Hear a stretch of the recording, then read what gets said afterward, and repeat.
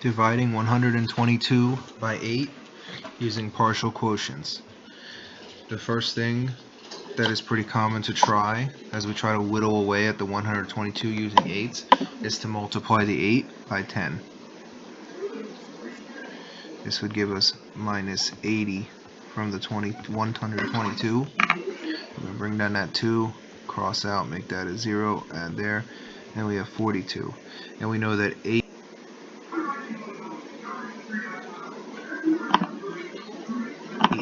can go into 40, which is close to 42, so we can do it times 5, and that takes away 40, and that leaves us with just 2. So when we add these two up, we know we have 15, remainder 2, and that is the answer. Now I will look at trying to solve 602 divided by 14 using partial quotients. Again, we're going to look for whatever works the easiest. The simplest one to go at is just times 10. This would leave us with minus 140. Bring that down, cross this out, make that a 5 and a 10, we get 62.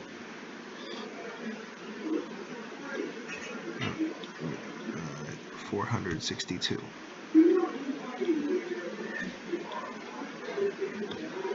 Now what this shows us is we did times 10 and we still had a lot of the number left over, as we can see by the 462. So I think what makes sense next is to try to take that 462 and break it down by a bigger number. So if we took 14 times, let's say 30, right, because if we take the 3 times the 10, or 3 times the, if we take 3 times what we took the first time, that brings us up to a larger number of 420, and we can see how that gets us a lot closer to the number without really working too much harder. You just take the 140 times 3, so that leaves us with 2 and 4, and that's it. So 42 we have left over. Now once we have 42,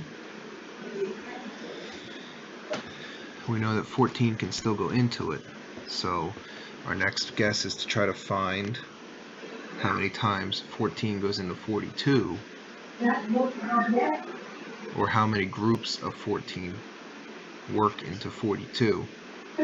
And as it turns out, if we just pick a number and start with times 3, that actually equals 42, because 14 times 3 is 42. So we would actually get an exact answer on this with no remainder, and then we would add up everything we just did. So we have 10 plus the 30 plus the 3, and the 10 and the 3 equal 40, plus the 3 equals 43. So our answer up here is 43 with no remainder. For the last example, I wanted to show how we can do this even with really large numbers. So here we can see we have 6,032 and divided by 28. Now obviously this is a big problem, and no matter which method you use, it's going to take many steps. But the appeal of partial quotients is that we can break it down into smaller problems using methods we know, like multiplication and subtraction. So for someone not as apt in division, they can use their skills in other operations to make up. So as we saw in the last problem, we don't always have to stick with times 10, we could make it times 30. This time we're going to go even further. We're going to go times 100, because we can see what the big gap is between this 28 and 632 is a big gap. So why don't we take the 28 and times it by 100, which is going to give us 2,800 to take away from the 6,032. And let's see where that takes us. I'll bring the 2 down, the 3, cross this off for a 5, and 10, 2. So we're left with 3,232. So what we can actually do is we have enough space there, we could take another times 100.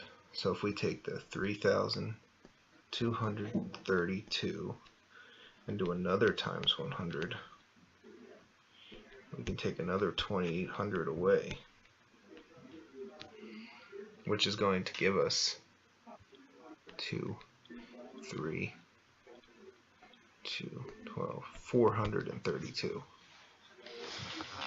Now, 432, with the 432 we can take away a times 10,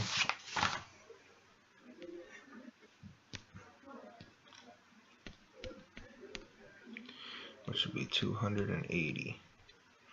2 down here, 3, 13, and that is a 5. And we're left with 152.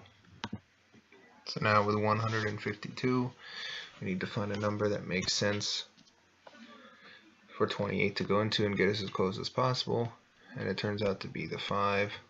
It brings us to 140 with 12 left over. And 28 obviously cannot go into 12. So when we add up all the multipliers we did, we used a 100, another 100, then we used a 10, and then a 5, and that gave us 215 with the 12 left over. So the answer is 215, remainder 12 is our answer. Using these methods, partial quotients can be usable for students who are struggling with division facts, as it converts over to multiplication and subtraction, which can make these larger problems a lot easier, or any division problems easier, as this video has shown.